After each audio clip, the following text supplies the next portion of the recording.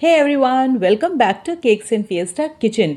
बहुत दिन हो गए थे और आप सबके साथ कोई भी केक का वीडियो मैंने शेयर नहीं किया था, तो सोचा कि चलिए आज एक ऐसा फ्लेवर शेयर करती हूँ जो सबको पसंद होता है, चाहे बड़े हो या फिर बच्चे। मैं यहाँ बात कर रही हूँ चॉकलेट ओरियो मूस केक की। तो ये जो केक की डिलीवरी थी वो थी सुबह यानी कि मॉर्निंग में 8:30 बजे, और इसीलिए मैंने इस केक को पूरा फिनिश करके रात को ही रख दिया था। तो इस वीडियो में मैं आप सबके साथ वो सारे टिप्स शेयर करूंगी जो आपको फॉलो करने चाहिए अगर आप केक को बेक करके रख रहे हैं रात में, मतलब कि ओवरनाइट आपको रखना पड़ रहा है केक को फ्रिज में।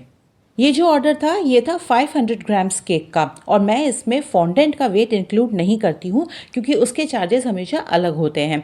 तो जो नॉर्मल बेसिक केक था उसका वेट 500 ग्राम्स रखना था मुझे। तो मैंने जो स्पॉन्ज लिया था वो लिया था 250 टू 260 ग्राम्स के बीच में। तो केक को मैंने 3 लेयर्स में कट किया था और सबसे बॉटम लेयर से स्टार्ट कर रही हूँ। तो उसको मैंने सोक किया है नॉर्मल शुगर सिरप के अंदर चॉकलेट सॉस मिलाकर। इससे टेस्ट बहुत इन्हांस हो जाता है। आप कभी कभी इसमें कॉफ़ी भी मिक्स करके देखिएगा, वो भी बहुत अच्छा फ्लेवर देती है। तो चलिए, मैंने यहाँ की है सोकिंग। अच्छा, टिप नंबर 1, जब हम यहाँ पर सोकिंग करते हैं और केक को स्पेशली ओवरनाइट हमें फ्रिज में रखना है तो सोकिंग हमेशा थोड़ी ज़्यादा की तरफ कीजिएगा एज़ कम्पेयर टू आप जो नॉर्मल करते हैं, क्योंकि अगर यहाँ पर आपने सोकिंग सही नहीं की ना तो इस सारा का मॉइस्चर जो है वो क्रीम से ले लेगी और सुबह आप देखेंगे कि विपिंग क्रीम में आपके क्रैक्स आ गए हैं। तो उसको अवॉइड करने के लिए सोकिंग प्रॉपर होनी ही चाहिए।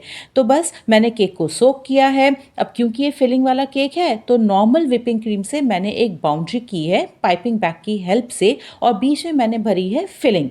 फिलिंग के अंदर हमारे है चॉकलेट गनाश, कुछ ओरियो के चंक्स, इसमें मैंने क्रीम भी इंक्लूड की थी जो ओरियो बिस्किट्स के बीच में होती है। वो फिलिंग करने के बाद मैंने यहाँ पर रखे हैं ओरियो के कुछ चंक्स, उसके ऊपर चॉकलेट सॉस भी स्प्रेड की है मैंने, और फिर से मैंने एक लेयर लगाई है फिलिंग क्रीम की, क्योंकि अगर हम नहीं लगाएंगे ना ये लेयर तो बहुत पॉसिबिलिटी है कि 2 लेयर्स ना आपस में खिसकने का डर रहता है। तो उसको अवॉइड करने के लिए यहाँ पर मैंने एक लेयर और लगाई है। और सच कहूँ ना, मुझे हमेशा केक्स के अंदर एक्स्ट्रा फिलिंग डालना अच्छा लगता है, क्योंकि जो केक का स्पॉन्ज होता है वो स्क्रैच का बना हुआ है, उसका टेस्ट तो नंबर 1 होता ही है। पर अगर हमारी जो फिलिंग प्रीमियम है और वो भी हम एक्स्ट्रा डालें तो आप सोचिए केक का टेस्ट कितना अच्छा होता होगा। तो चलिए, मैंने यहाँ पर दूसरी जो लेयर है स्पॉन्ज की वो भी रखी है, उसको भी अच्छे से सोक किया है, और जो 2 लेयर के बीच में स्पेस है ना वहाँ पे हमने नॉर्मल विपिंग क्रीम लगाई है ताकि वो स्पेस भी भर जाए, कहीं से भी जो केक है वो सिंक होने का डर नहीं हो, और साथ ही साथ हमारी क्रम कोटिंग भी होती जाए। तो अब जैसे हमने हमारी फर्स्ट लेयर को फिल किया है, बिल्कुल उसी प्रोसेस से हमें सेकेंड लेयर भी फिल कर लेनी है, यानी कि सोकिंग, उसके बाद चारों तरफ की बाउंड्री, बीच में हमारी फिलिंग, ऊपर चॉकलेट सॉस, ओरियो बिस्किट्स, और फिर से एक लेयर फिलिंग की, एंड देन हमारी टॉप मोस्ट लेयर। तो देखिए, मैंने यहाँ पे टॉप मोस्ट लेयर रख दी है, उसको भी अच्छे से सोक किया है। दोनों लेयर के बीच में जो स्पेस है वहाँ पर भी हमने विपिंग क्रीम लगाई है। और अब बारी आती है हमारी क्रम कोटिंग की, जो कि बहुत ही ज़्यादा क्रूशियल स्टेज होती है किसी भी केक को अच्छी फिनिश देने के लिए। क्रम कोटिंग करते समय क्रीम लगाने में कोई कंजूसी नहीं करनी है, अच्छे से हमें क्रम कोटिंग करनी है और कोशिश करनी है जितनी अच्छी फिनिशिंग दे पाएँ इस स्टेज पर भी हम उसको दें, तभी हमारी शार्प एजेस आएंगी जब हम फाइनल फिनिश करेंगे हमारे केक को। एक बार अच्छे से जब क्रम कोटिंग हो जाएगी तो हमें इस केक को रख देना है फ्रिज में तकरीबन 10 मिनट के लिए। ये स्टेज और ये स्टेप बहुत ज़रूरी है ताकि जितने भी क्रम्स हैं वो अच्छे से स्टिक हो जाएं। तो 10 मिनट के बाद मैंने केक को फ्रिज से बाहर निकाल दिया है और शिफ्ट कर दिया है उसको टर्न टेबल के ऊपर। अब बारी आती है इसकी फाइनल फिनिश करने की। तो मैं हमेशा यूज़ करती हूँ पाइपिंग बैग का। तो उससे क्या होता है ना कि टाइम भी कम लगता है, विपिंग क्रीम एक बार में ही चारों तरफ इवनली लगती है, और बहुत ही ईजी एंड क्विक प्रोसेस होता है ये। तो देखिए, मैंने चारों तरफ विपिंग क्रीम लगाई है और अब टॉप पर भी थोड़ी सी विपिंग क्रीम डाल दी है। अच्छा, मैं हमेशा स्मूथ करने का जो प्रोसेस होता है ना वो टॉप से शुरू करती हूँ ताकि जो एक्स्ट्रा क्रीम है वो निकल कर चारों तरफ साइड में आ जाए। तो यहाँ पे जब मैं स्मूथ कर रही थी ऊपर, तब मुझे थोड़े से एयर बबल्स लगे थे, इसलिए मैंने स्पैचुला से क्रीम को थोड़ा सा टैप किया है उन एयर बबल्स को निकालने के लिए। एक जगह मुझे थोड़ी सी क्रीम कम भी लगी थी तो मैंने थोड़ी और व्हिपिंग क्रीम लगाई है। अब ये जितनी भी एक्स्ट्रा क्रीम है ना वो बाद में निकल जाएगी, तो इसके टेस्ट में कोई फ़र्क नहीं पड़ेगा। तो चलिए, अब जब टॉप की हमारी थोड़ी फिनिशिंग हो जाती है तो स्क्रैपर से अब हम साइड किस करेंगे स्मूथनिंग। और आप देखिए, एक बार स्क्रैपर घुमाने के बाद आपको लगेगा कि कुछ कुछ जगह ना क्रीम नहीं लगी है अच्छे से, तो वहाँ पर हम एक्स्ट्रा क्रीम लगाएंगे और फिर से स्क्रैपर से इसको स्मूथ करेंगे। हो सकता है आपको प्रॉपर स्मूथ करने के लिए एक दो बार स्क्रैपर चलाना पड़े, वो आप ज़रूर करिएगा, क्योंकि प्रोफेशनल लुक के लिए ना स्मूथ होना केक का, प्रॉपर शार्प एजेस आना केक पर बहुत ज़रूरी होता है।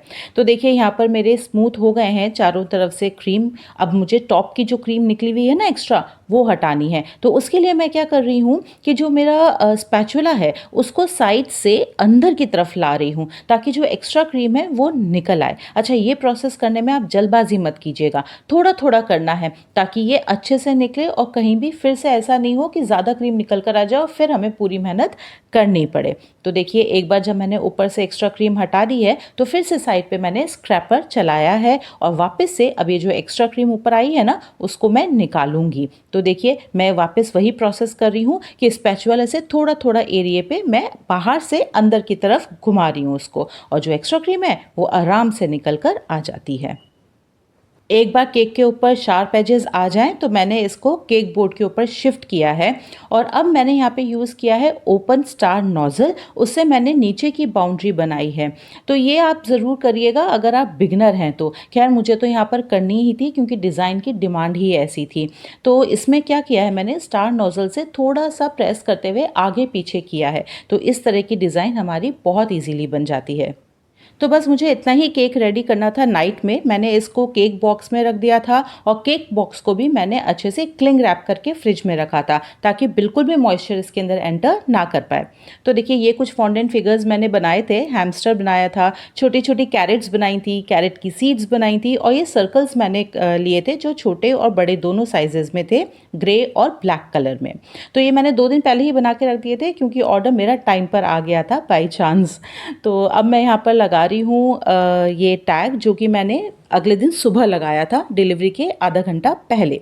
तो यहाँ टैग लगाने के बाद अब सारे मैंने फिगर्स लगा दिए हैं फॉन्डेंट के। मुझे कोई चॉकलेट लगाने की ज़रूरत नहीं पड़ी थी क्योंकि ये ऑलरेडी अच्छे से हार्ड हो चुका था। तो कोशिश कीजिए, अगर आपका जो ऑर्डर है वो टाइम पर आ गया है तो सारे फिगर्स आप 2 दिन पहले बना के रख दीजिए, आपको कभी प्रॉब्लम नहीं आएगी फॉन्डेंट से वर्क करने में। अच्छा, अब चारों तरफ मैंने हैमस्टर के ये ओरियो के ही छोटे छोटे पीसेस किए थे, वो मैंने यहाँ डाले हैं, जो कि एक मड का लुक दे रहा है। और साइड में मैंने थोड़े डाले हैं कैरेट्स, जो 2 कैरेट्स मैंने बनाए थे, और कैरेट के सीड्स। फॉन्डेंट फिगर्स बनाना या फॉन्डेंट के साथ काम करना कोई रॉकेट साइंस नहीं है। जितना आप प्रैक्टिस करेंगे उतना ही आपका हाथ सत्ता जाएगा और उतने ही फिनिशिंग के साथ आप ये फॉन्डेंट फिगर्स बना पाएंगे। बस ध्यान ये रखना है कि जब आप फॉन्डेंट फिगर्स बनाएं और अगर मौसम साफ ना हो, रेनी सीजन हो, तो इसके अंदर ना आप टाइलोस पाउडर ज़रूर ऐड करिएगा। उससे ये फॉन्डेंट फिगर्स बहुत अच्छे से शेप में रहते हैं। ये सारे फॉन्डेंट फिगर्स ना मैंने नेक्स्ट डे मॉर्निंग में लगाए थे 8 बजे, क्योंकि 8:30 बजे डिलीवरी होनी थी। और फॉन्डेंट फिगर्स रखने के बाद हम केक को फ्रिज में नहीं रख सकते हैं, इसको हमें एसी रूम में ही रखना होता है। तो बेटर है कि जब भी डिलीवरी हो उसके आधा घंटा पहले आप ये सारे फॉन्डेंट की फिगर्स अटैच करिएगा। और अगर ये अच्छे से हार्ड हो चुके हैं तो ये कभी भी आपके केक से स्लिप नहीं होंगे, ईजीली स्टिक हो जाते हैं। तो ये देखिए, मेरा ये केक अब बिल्कुल फाइनली रेडी है। हैमस्टर थीम का ये केक था और जो कस्टमर का रिव्यू था वो तो बहुत ही अच्छा आया था। तो ये जो रिव्यू होते हैं ना, ये हम बेकर्स के लिए बहुत ज़रूरी होते हैं। अगर आप भी होम बेकर से केक लेते हैं तो उनको रिव्यू ज़रूर दिया करिए। तो लीजिए, रेडी है ये मेरा केक। होप आपको ये वीडियो, इसमें दी हुई सारी इन्फॉर्मेशन और टिप्स हेल्पफुल लगी होंगी। अगर हेल्पफुल लगी हों, अच्छी लगी हों, तो प्लीज़ लाइक और सब्सक्राइब कीजिएगा मेरे इस चैनल को, क्योंकि आपका सपोर्ट ही मेरा मोटिवेशन है। Meet you in the next cooking or a baking video. Till then, happy cooking and happy baking.